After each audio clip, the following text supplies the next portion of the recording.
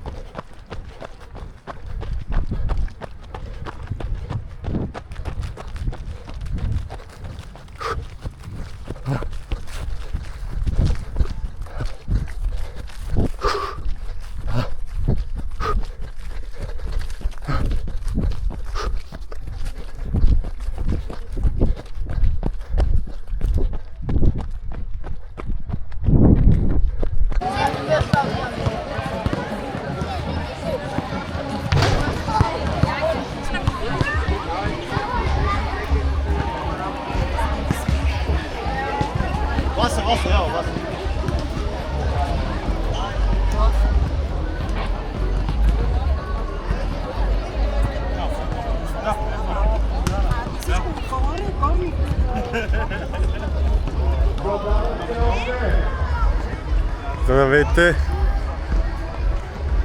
Финиширах успешно, но се оказа, че съм объркал трасето. Тоест двама сме. С една жена сме объркали трасето. Големия паметник го минаваме веднъж, после втори път. И след това даже се спрях, изгубих някакви секунди, попитах част от организаторите, т.е. човек от организаторите на къде да продължа. Той ми казва големия бял чадър на Девин, под него и надолу. Та продължих, хванах този път, след 10-15 секунди една жена се появи, двамата почнахме да бягаме.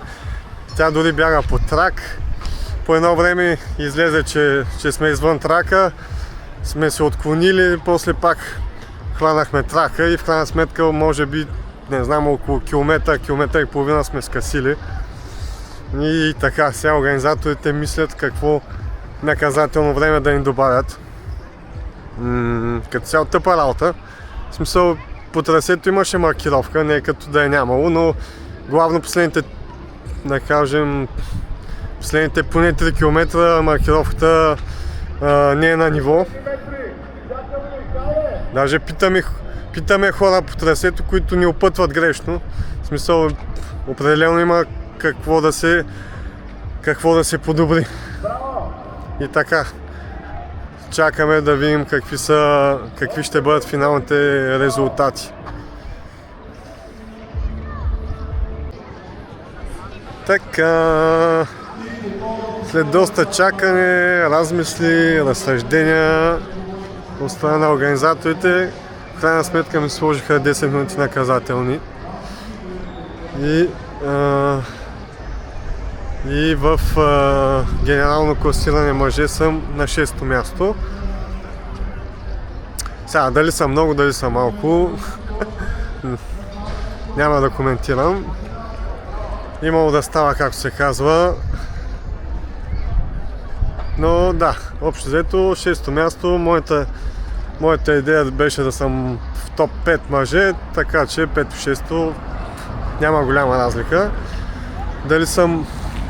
Дали съм можел да направя по-добро време да съм в топ 3, честно казано едва ли, така че 6-то място като цяло съм окей.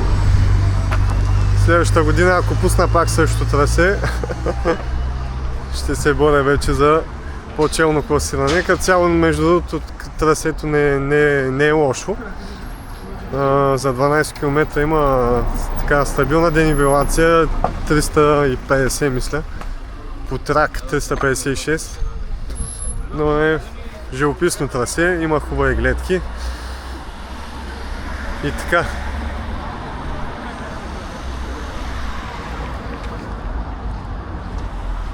Продължаваме напред.